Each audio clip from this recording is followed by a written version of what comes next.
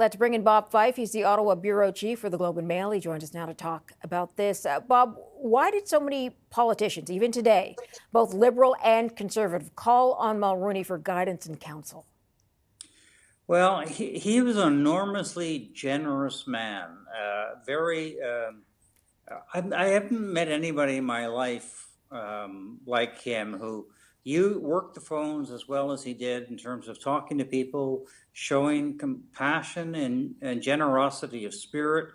Obviously, this is a man who had enormous accomplishments, and you've spent a part of your program tonight listing those things. But what few people understand is just that it's very difficult to describe, but if he was to call you, you would feel a real sense of compassion from him. He actually cared about you. I'll give you an example.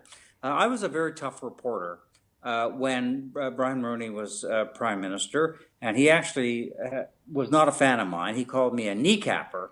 But when my wife's mother passed away, there was a phone call around 10 o'clock or so.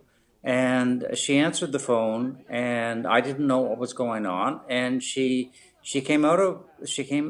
when she hung up the phone, she said, that was Brian Mulroney calling me to express his sympathy for the loss of her mom. And she said, I can't believe that you were so mean to him. He turned your wife, which had to be skillful. But that shows the kind of person that he was. I remember Joe Volpe his parents came from Italy, and they had they didn't have great jobs. They worked their butts off. But it was one of those quintessential Canadian stories that the immigrants who came here worked very hard, and Joe ended up in the House of Commons for the Liberal Party. And when his father passed away, the first person who called him was Brian Mulroney. Brian Mulroney calling him to say, "I'm very sorry about the loss of your father." Yeah. And what it meant to him was enormous. Yeah. That's the kind of guy he was. I mean, over the years after he left office, and we got to know each other in a better way. You mean you weren't the kneecapper anymore? Yeah, I wasn't a kneecapper anymore. But he would call me, and we would talk about the big issues of the day. And it was just before Christmas, he called me again to check in, and he was not in good shape. He had some heart problems. He had cancer problems. He was very, very weak. But he was that, you have to know the man. He was funny. He was generous. He asked about my wife. He asked about my daughter. He told me funny things about himself. And he had that human touch, I think. He had a human touch that was really hard to describe. Yeah, but it was genuine. It sounds like he was genuine, and you don't often get that, or you don't always get that from politicians or people who are drawn to politics. He had no reason to call me. I mean,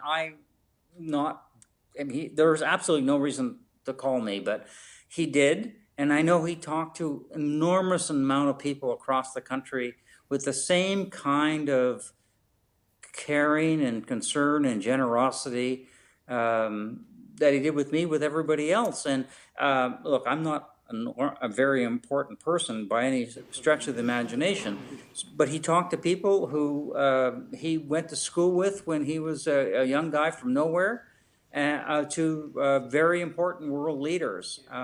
That's the guy he was. Yeah, and everybody in between. What do you think he valued about the country? Because we've heard from Justin Trudeau that he loved the country with all his heart, and that is saying something. I'm wondering what you think he valued about Canada.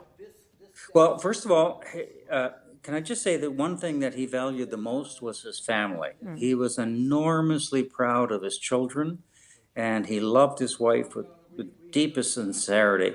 But what he loved about this country was, I think he would say, the generosity of its spirit. The fact that we would, this is a country that brought in people from all over the world.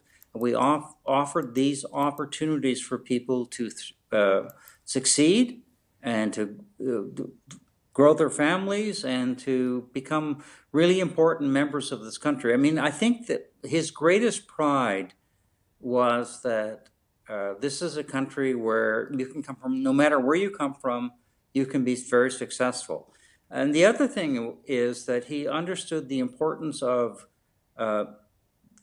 the private sector in bringing about economic change and prosperity.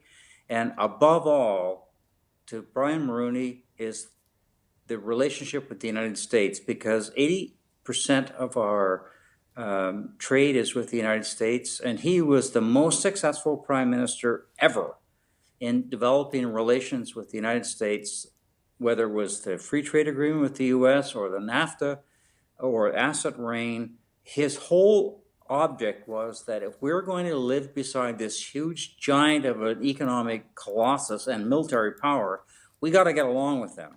And there is nobody who had a better relationship with the United States than Brian Mulroney. Yeah. I mean, he had a great relationship with Ronald Reagan.